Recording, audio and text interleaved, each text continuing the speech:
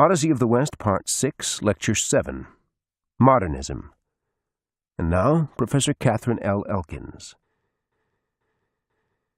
Let's take a look at a phenomenon that's called modernism. This is a tricky term. Tricky because it reminds us of terms that we may already be familiar with, the term modernity, the term modern. Now, modern had been used for quite a long time, and modern really just means things that are new. In fact, today we often refer to the Renaissance as the early modern for many reasons, one of which is that starting with Shakespeare and authors like Shakespeare, we see a concept of what is often called Renaissance self-fashioning.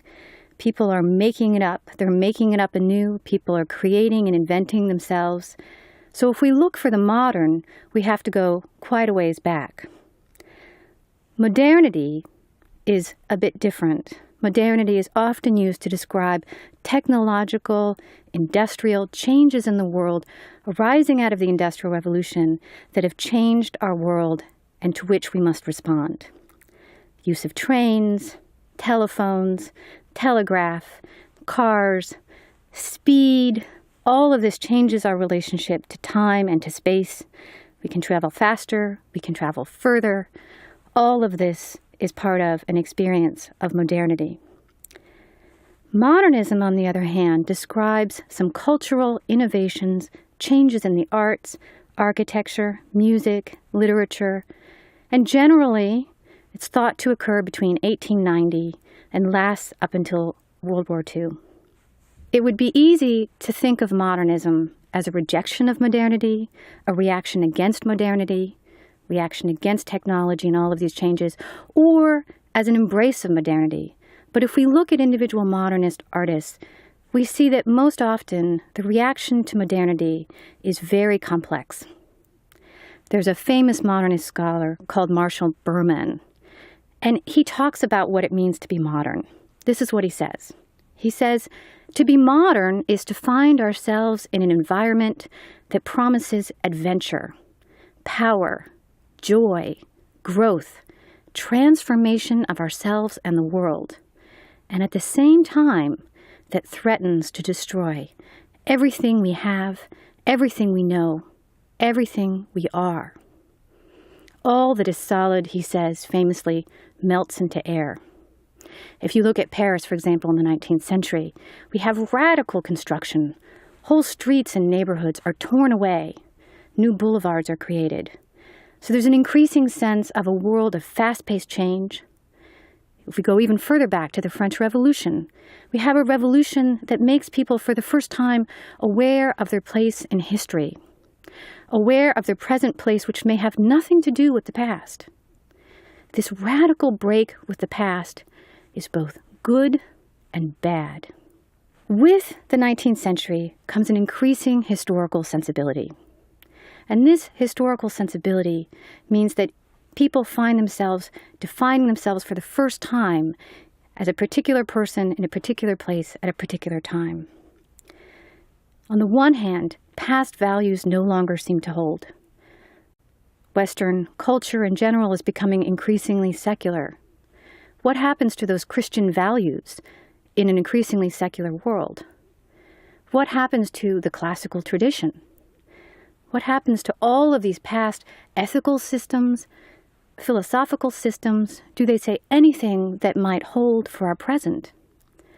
On the one hand, this is a terrifying moment for many of these artists and thinkers living in this period because they cannot rely on a past to give meaning or importance to their life. But on the other hand, there's a sense of a thrill that they don't have to do what's already been done, that they can do something new, that they can make it new, they can begin again. Now, you've already heard much about Nietzsche, and I want to revisit him for just a moment because Nietzsche is probably the most famous philosopher of the modern experience. And he talks about the problem of having an historical sensibility in his work called The Use and Abuse of History, which is often also translated The Advantage and Disadvantages of History.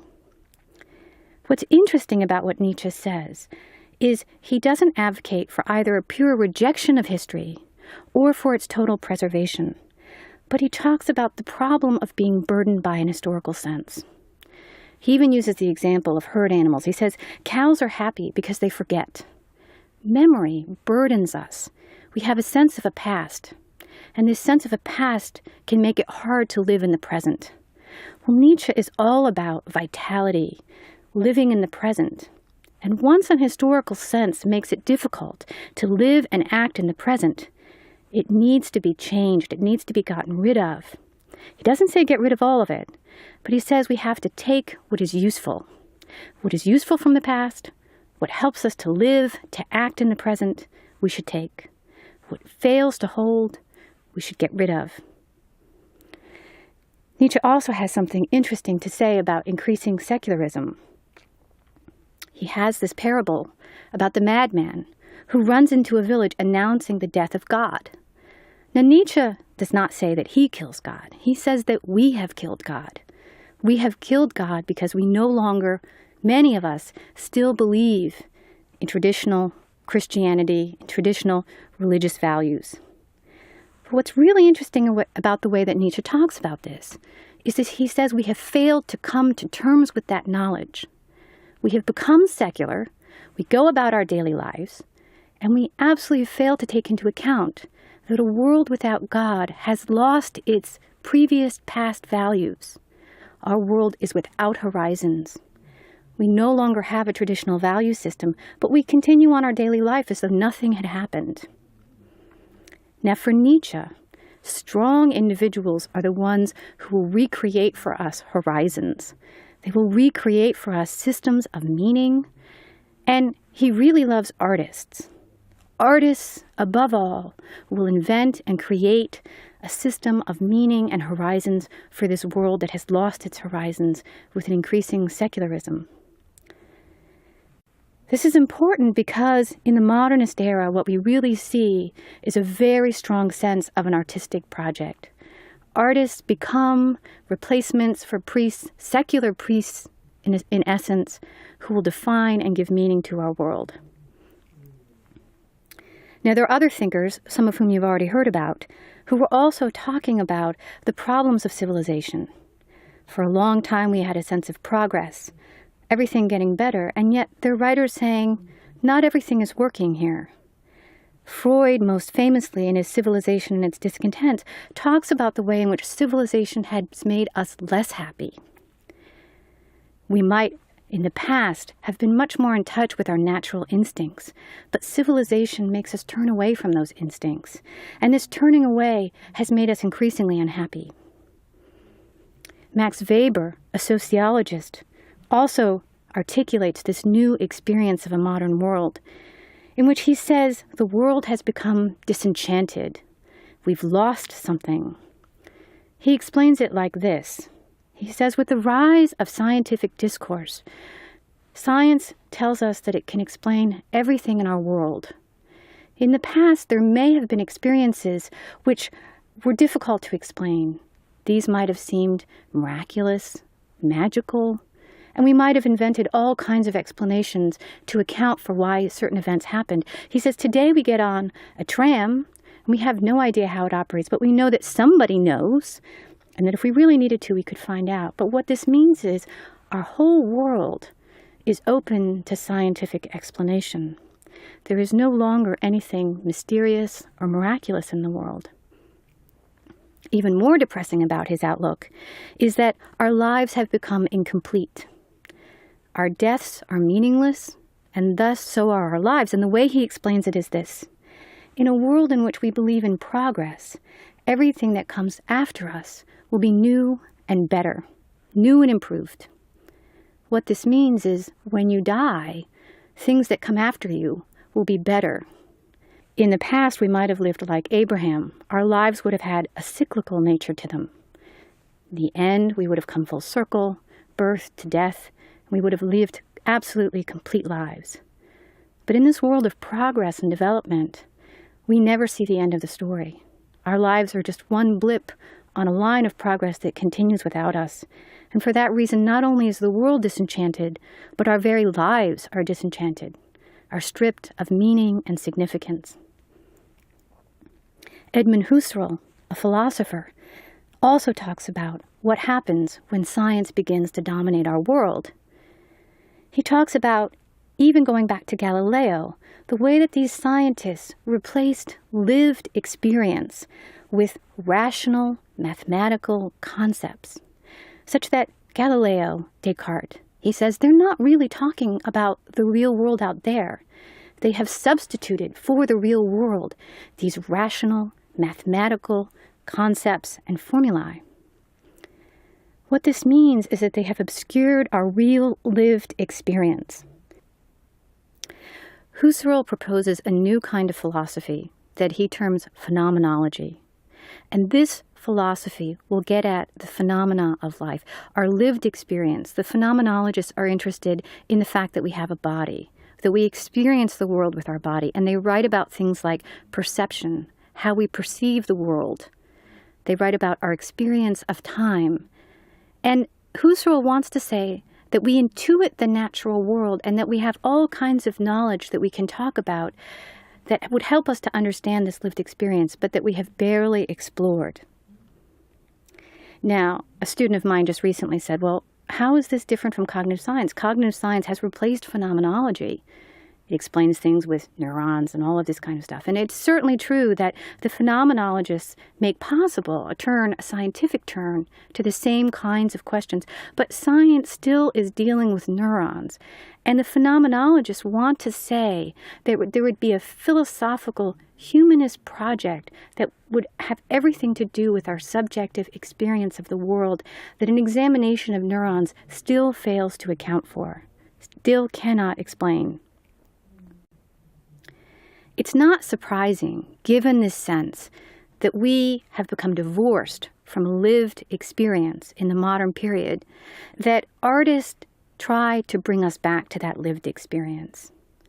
And we will see this when we look at the modern novel, a return to an interest in our experience of time, an interest in how we perceive the world, an interest in how we subjectively encounter the world. There is also an attempt to defamiliarize the world, to re-enchant it, to make us wonder at it. And there's an attempt to think about things in a non-linear, non-progressive way. Progress has not helped. Maybe there are other ways of understanding the world, mythical, more so-called primitive, that might bring us closer to a real lived experience. We see this in artists, for example, the sculptor Brancusi, who creates a sculpture named The Kiss in 1916. And this is a perfect example, I think, of a return to something more quote-unquote primitive that is yet expressive. If you look at this sculpture, and you can probably Google it easily online, it is a block of stone, and it may even be difficult to discern at first that it's two figures who are so joined in a kiss as to look almost indistinguishable. The block of stone appears almost like a fertility token. There is something reminiscent of so-called primitive art. But this kiss, this pared-down figure, gets at something more essential in the nature of a kiss. What it really represents are two people merging so as to be almost indistinguishable. Another of Brancusi's sculptures, Bird in Space, done between 1932 and 1940, takes this abstraction even further, as though if we pare down, we can get at this more essential nature of things. We do not see in this sculpture, you should Google it online and look at it. You've probably seen it before. It's almost a metal column rising up that has a curve to it. In fact, there's an interesting anecdote when they tried to bring this sculpture into the United States that custom officials stopped it at customs and insisted that it had to be an industrial object and tried to impose duty on it. This sculpture is, of course, made possible by new technologies, new ways of creating. But it's also true that this is in no way realistic.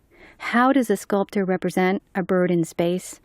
Perhaps the easiest way is not a realistic representation of a bird with feathers and beak, but just this simple column that represents motion, flight, and space. Now, another example of this return to the so-called primitive is Russian composer Igor Stravinsky's Rite of Spring, written between 1912 and 1913. This could not be further from spring as represented in Vivaldi's Four Seasons in 1725. If you think of classical music, we often have a tension that's ultimately resolved by harmony. Spring in Vivaldi's Four Seasons is beautiful, is harmonious. Igor Stravinsky's Rite of Spring, even the title suggests that this is a rite, and this is like a more primitive pre-Christian rite. There are drum beats that are arrhythmic. There's a real sense of a primal, essential relationship to spring. But even more important is the fact that the instruments seem to be almost warring with each other. Now, he's not the first composer to do this.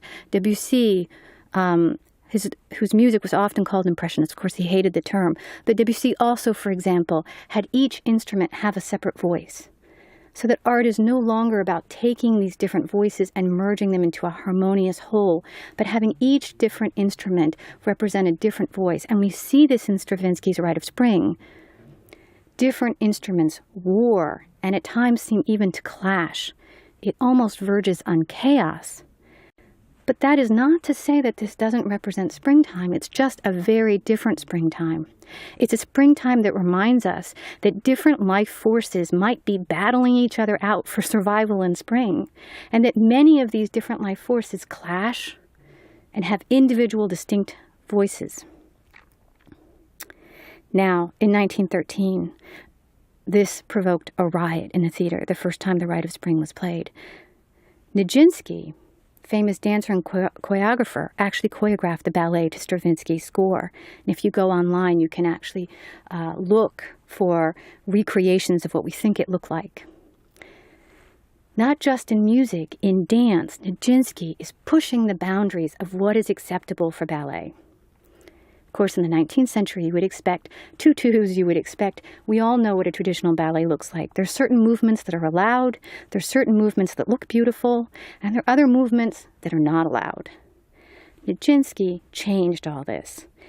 He has figures wearing what look to be Native American costumes. They're jumping to the drum beats. They're making movements that look nothing like ballet. Their toes are not pointed. Their arms are in different positions. He is radically breaking the usual discourse for ballet, the usual movements that are allowed. What is still more traditional here is that Nijinsky's dancers are moving, expressing the music. This will change even further with modern dance. Now, Martha Graham is perhaps the most famous innovator in terms of dance, and what's interesting about modern dance is we really turn to America to look for the innovations. Many of these choreographers were theorizing that America needed to create its own form of dance, does not need to look to the past, does not need to look to ballet. Modern American dance can articulate its own language, its own bodily movement for its own time and its own place. What's particularly interesting about modern dance is dance becomes separate from the music. Dance does not really have to just express the music, but can stand on its own. So if you look at many of Martha Graham's dances, we actually have people dancing often without music, or dancing in dissonance with the music. It's not a perfect expressive relationship. But even more, Martha Graham claimed that the body in some ways told us things that nothing else could. There's a truth in the body. This return to bodily lived experience is part of the modernist movement. And she also says that each choreographer has to create his or her own language, his or her own language of movement based on his or her own body and what he or she wants to express.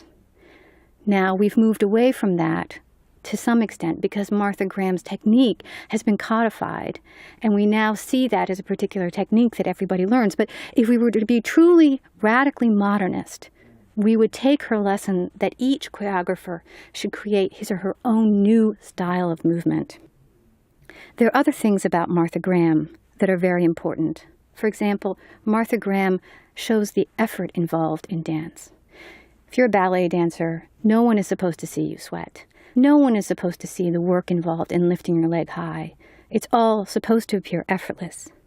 But just as in modern painters, for whom we can sometimes see the brushstroke, here we can see the work involved, and she introduces contractions of the body. We can see the body preparing to move, preparing to jump. We can see the body actually working. Musicians, too, other than Stravinsky, are innovating. And we can see this innovation in modernism on two levels. One, on the level of subject matter. Composers are introducing new kinds of sounds. We have much more street sound, real-life sound, onomatopoeia. All of these kinds of sounds. Charles Ives incorporates both popular music, clips of popular music, band music, street music into his symphonies. Aaron Copland is writing about America. He is using hymns. He is using fragments of songs that we already know and recycling them. And of course, Schoenberg, perhaps the most technically innovative, is creating and exploring chromaticism and atonality, dissonance, songs that do not resolve, things that we do not consider conventionally beautiful. At the same time, visual artists are experimenting with expanding even further the boundaries of what can be represented. Take, for example, Picasso, who starts to work with collage. What's acceptable in a painting? Does it just have to be paint? Can we use paper? Can we use letters? He has a still painting done between 1911 and 1912 in which it almost looks like a platter that he's presenting us with, encircled by a real piece of rope. And he plays with what is real and what is represented. This becomes a real expansion of what can be represented in art. It also represents the notion that we can include found objects in art. And the most significant example of this is a very famous one that you may have heard of by Marcel Duchamp, who in an exhibition took a urinal and placed it on display. Now, if we really increase the boundaries of what is considered art, where does it stop? What is art and what is not? And Duchamp is, in a sense, playing with us here when he puts a urinal on display and calls it art. He is not saying, this is a beautiful work of art if we could just see it as something other than a urinal. He is really showing that we have extended the boundaries so far that found objects placed on display can be considered a work of art. That is its most radical expression. In the realm of the novel, which we'll revisit again shortly, we also have even a wider expansion of what can be done, both formally, stylistically, and in terms of content. James Joyce is probably the most famous example. In his novel Ulysses, his lead character defecates in the novel, he masturbates. These are not things that we're used to seeing before. They are things that are not considered conventionally worthy of art, and they're things that are not considered conventionally beautiful. So all of this is challenging us, provoking us. If we had to summarize what goal this art had, we would have to say that it's very different from earlier goals. Perhaps this is most obvious if we look at music again. Classical music, perhaps its goal, after it left the church, and left behind its religious connotations, classical music's goal was to entertain us. You might listen to a symphony to be entertained. This changes with Romanticism. The Romantics are trying to inspire emotion. If we're listening to music, the goal is to inspire an emotion and make us feel. This music may make us feel, but even more than that, its goal is to make us think. To make us think about the role of art, to make us think about our conceptions of what we expect to see, what we think is beautiful. It is really challenging us and making us work harder to understand it and harder to interpret it. In music, instruments are playing independently, and we have to figure out how these voices go together. In Cubist painting, we have different objects represented from different viewpoints, and it's up to us to figure out how these different perspectives all go together. In the novel, we have multiple perspectives, worlds seen through different characters' viewpoints, and our job is to figure out what really happened after hearing 4 different versions of the same story. If there's one adjective that might best be used to describe modernism, it's difficult. This is particularly true in the case of music. And when I play a lot of modernist music for my students rarely are able to truly enjoy it. It really creates a sense of dissonance, confusion, fragmentation, disorientation. And on the one hand, we're challenged to bring it all together, to make it beautiful, to see it as beautiful, to bring it together. But it's also true that this gives us a very different representation of the real world. A real world where people do masturbate and defecate, where things don't always sound beautiful, and where we sometimes have experiences that are very hard to make sense of. So this is expanding the range of experiences that are represented, conveying what had until now been left out of art. And this includes the good, the bad, the ugly, but also many more perspectives and lived sensory experience.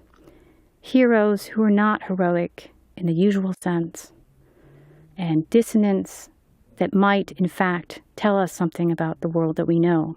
Now, it would be easy to imagine that modernism is a reaction against new technology. This is particularly easy to see in the novel, but in fact, it really embraces the new too, as, for example, in Brancusi's Bird in Space sculpture. And the easiest place to see this is with modernist architecture. Walter Gropius, the founder of Bauhaus, argues for an architecture that will recreate living for our world now, today. And he is particularly sensitive to new techniques and innovations, for example, steel, that allows us to create buildings in which walls are no longer structural. Well, if walls are no longer structural, then suddenly we can have walls of windows. If roofs can be flat, we no longer have to have those cramped top floors with sloped ceilings. We can create flat roofs, and even flat roofs with gardens on them. Bauhaus also advocated training people both in craftsmanship and in industrial design, allowing artists to go into a factory and create en masse objects that before would have been done by hand. And Bauhaus really argues that this will improve our standard of living. It's easy now to see mass industrialization as a problem. It's easy to go into Target and lament the fact that everybody all over the country can buy the same exact object. But it's also true that this allows all of us to fill our house with beautiful, relatively inexpensive objects. And that really was Bauhaus's goal. Their other goal was to create affordable housing, so that people could have mass-produced housing that was livable, that was comfortable. Le Corbusier is another famous modernist architect, and he too wanted to remake architecture for the modern world. Perhaps he's most famous for his ideas about city planning, and these can be a little bit hard to stomach today, particularly when I teach Le Corbusier to my students. Le Corbusier looked at European cities and talked about the way in which they were not built or made for new technologies. Paris was designed for the automobile. Suddenly there are all kinds of circulation problems, there are traffic problems, people are living in apartment buildings with no toilets except down the hall. The whole standard of living is very, very poor. Now, this might be hard to imagine today, but Le Corbusier actually advocated tearing and rebuilding a city for today.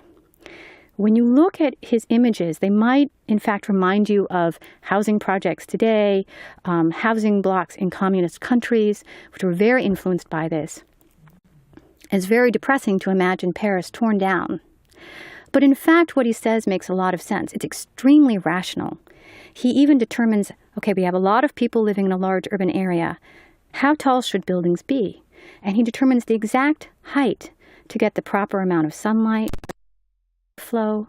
He creates whole cities where people have at their footsteps parks to play in, athletic facilities to exercise in.